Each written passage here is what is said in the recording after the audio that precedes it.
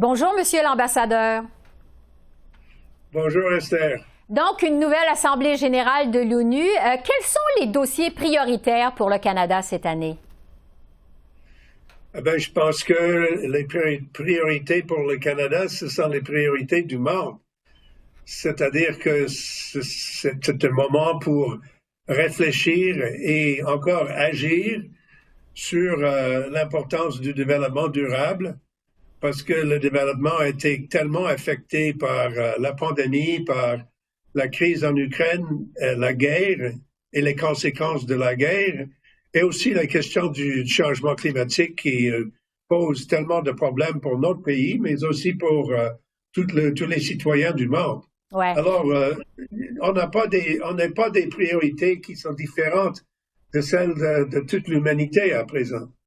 Le premier ministre Trudeau et la ministre Mélanie Joly sont à New York pour l'occasion.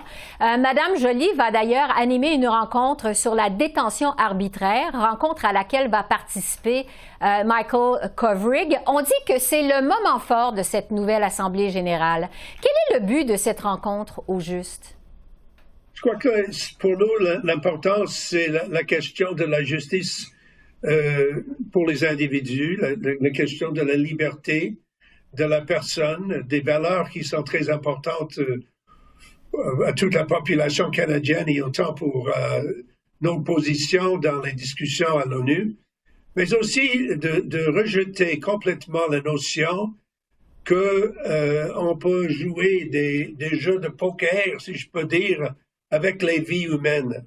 M. Kovrig et les autres dans le monde qui ont été tellement touchés par cette expérience, on voit jusqu'à quel point ça touche les individus quand les gens sont traités d'une telle façon. Ouais. Alors, la question de la détention arbitraire, c'est une question importante, non seulement pour le Canada, mais pour beaucoup d'autres pays et effectivement pour tout le monde. Le Canada a lancé la déclaration sur la détention arbitraire, justement au moment où les deux Michael étaient en prison en Chine. Il y a 71 États membres sur 193 qui y ont adhéré jusqu'à maintenant, mais évidemment pas la Chine, la Russie ni l'Iran. Qu'est-ce que concrètement ça vient changer? Je crois que ça continue, ça montre clairement que le Canada n'est pas prêt à laisser tomber ces questions de principe. Même si nos deux citoyens qui ont été emprisonnés en Chine sans aucune cause, sans aucune explication légale, juste parce qu'ils ont été, ils sont libres maintenant, ça ne veut pas dire qu'on va laisser tomber la question qui a été posée par leur situation, parce que c'est une situation universelle, comme vous avez mentionné.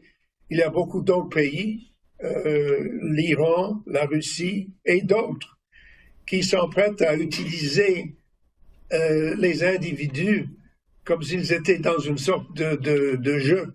Et c'est ça il faut mettre fin à ça. Ouais. Et nous continuons la bataille, nous continuons avec cet engagement de persuasion pour montrer au monde jusqu'à quel point cette question touche nous tous.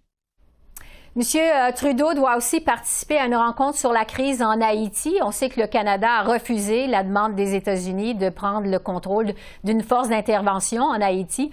Qu'est-ce que le Canada peut faire de plus, finalement, pour aider Haïti? Écoutez, oui, on n'a pas accepté la notion que l'idée qui a été proposée à nous, qui est différente que la proposition qui est devant le gouvernement de Kenya, ce qu'on a discuté avant, c'était pas la même chose du tout. Et effectivement, le Canada a décidé de dire, écoute, il faut appuyer le PNH. Ça, c'est l'essentiel. Et c'est ce que nous sommes en train de faire. On n'attend pas une résolution des Nations Unies pour faire notre travail. On est là. On est là sur le terrain. On a nos conseillers qui sont actifs en Haïti à présent. On a augmenté notre contribution aux efforts des Nations Unies sur le système de justice et nous avons créé un fonds de 100 millions de dollars pour effectuer un appui important pour le PNH et pour la coordination de tout l'appui qui va continuer. Alors, le Canada est là, nous faisons notre travail, nous voulons persuader les autres de contribuer ce qu'ils peuvent faire, mais je crois que pour nous, la question d'Haïti, ça reste toujours une question primordiale. Oui, on va suivre cette rencontre avec M. Trudeau. Je veux vous entendre sur le Conseil de sécurité maintenant. On sait que le Canada n'a pas réussi à siéger au Conseil de sécurité de l'ONU depuis l'an 2000. Est-ce que le Canada a mis une croix là-dessus? Donc, écoute, nous sommes toujours prêts à faire notre travail. Moi, je vais assumer la présidence du Conseil économique et social de l'ONU l'année prochaine. Je crois que c'est un moment important pour le Canada, surtout quand nous pensons à l'importance des questions économiques et sociales à travers le monde qui vont devenir même plus importantes dans les années à venir. Aussi, il faut regarder la situation qu'il y a seulement une opportunité pour 10 pays seulement, de prendre place à l'ONU. On a un Conseil de sécurité de 193 personnes, comme vous l'avez dit. Alors, il faut regarder la situation d'une approche pratique. C'est très difficile pour le Canada d'arriver dans une période bientôt sur le Conseil, mais avant ça, il y a beaucoup d'autres choses que nous pouvons faire pour faire une contribution.